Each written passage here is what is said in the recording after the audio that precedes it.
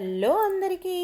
ఇంట్లోనే కమ్మటి రుచితో గుమగుమలాడే వాసనతో పూసలా ఉండే నెయ్యి మనమే తయారు చేసుకుంటే బాగుంటుంది కదా. అయితే చూడండి, నేను పెరుగు మీద మీగడ ఇలా బాక్స్లో స్టోర్ చేసి పెట్టుకున్నాను. దాని మీద మీగడ తీసుకుని కూడా నెయ్యి చేసుకోవచ్చండి. ఇప్పుడు మిక్సీ జార్లో సగం వరకు మీగడ వేసేసి దానిపైన మూత పెట్టుకుని గ్రైండ్ చేసుకోవాలండి. ఇది ఎంతవరకు గ్రైండ్ చేసుకోవాలంటే ఇక్కడ చూడండి, మజ్జిగ పైకి వస్తుందన్నమాట. మజ్జిగ పైకి వస్తే అంటే లూజ్ అయిపోయి మజ్జిగ పైకి తిరగడం మనకు కనపడుతుంది. అప్పటి వరకు గ్రైండ్ చేసుకోవాలండి. చూడండి, ఇప్పుడు మూత తీసి చూస్తే చూడండి, వెన్న వచ్చేసిందనమాట. దీన్ని మనం ఒక వెడల్పాటి గిన్నెలో వేసుకోవాలండి. ఇలా ఉన్నదంతా నేను వేసుకున్నాను. ఇంకొకటి ఏంటంటే, నేను ఫ్రిడ్జ్ నుంచి తీసి బయట ఒక అరగంట ఉంచిన తర్వాత నేను గ్రైండ్ చేసుకున్నానండి.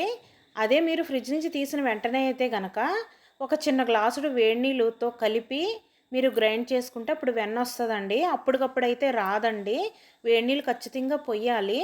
ఇలాగా మొత్తం వెన్ననంతా తీసేసుకుని ఓ పక్కన పెట్టుకోవాలండి.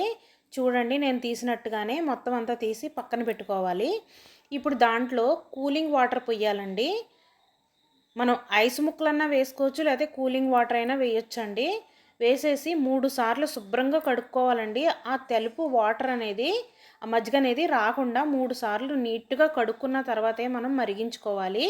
చూడండి, కడుక్కున్న తర్వాత కూడా లోపల వాటర్ ఉండిపోద్ది అనమాట. దాన్ని చూడండి, నొక్కితే అలా వస్తుంది అనమాట. దాన్ని కూడా తీసేసి ఇప్పుడు మనం పొయ్యి మీద పెట్టేసుకోవాలి. ఫస్ట్ హై ఫ్లేమ్లో పెట్టుకోవాలండి. కొంచెం సేపు అదంతా కరిగే వరకు కూడా హై ఫ్లేమ్లో పెట్టుకోండి. ఇంకొకటి ఏంటంటే, మీరు స్టీల్ దాంట్లో అయితే కింద అతుక్కుపోద్దండి. అల్యూమినియంది పెట్టుకోండి. నేను వెడల్పుగా పెద్దగా ఉన్నదాన్ని పెట్టుకున్నాను, ఎందుకంటే ఇది పొంగకుండా ఉంటుంది అనమాట. చూడండి, ఇలా వచ్చిన తర్వాత మనం లో ఫ్లేమ్ పెట్టేసుకోవాలి. లో ఫ్లేమ్ పెట్టుకొని కొంచెం సేపు ఉడికించుకుని ఇప్పుడు బియ్యం వేసానండి. బియ్యం వేస్తే మనకి అదొక టైప్ ఆఫ్ ముక్కు వాసనలా ఉంటుంది కదా, ఆ వాసన ఉండకుండా ఉంటుంది. తర్వాత కరివేపాకు వేసాను. ఇప్పుడు వేసి అదంతా మరిగిపోయిన తర్వాత చూడండి, గోల్డెన్ కలర్ రావాలి అడుగున. ఆ గోల్డెన్ కలర్ వచ్చాక ఆపేసుకోండి. మీరు ఆఫ్ చేసేసుకున్న తర్వాత కొంచెం సేపు చల్లారనిస్తే చూడండి, మళ్ళీ ఈ కలర్ వస్తుందండి.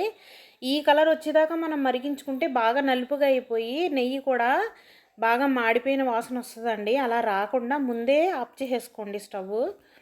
ఇప్పుడు మనం ఒక గాజు సీసాలోకి తీసుకోవాలండి. స్టీల్ వాటిలో పెట్టుకోకండి, గాజు దాంట్లోనే స్టోర్ చేసుకోండి. గాజు దాంట్లోనే మంచిది. చూసారు కదా, నచ్చితే సబ్స్క్రైబ్ చేయండి.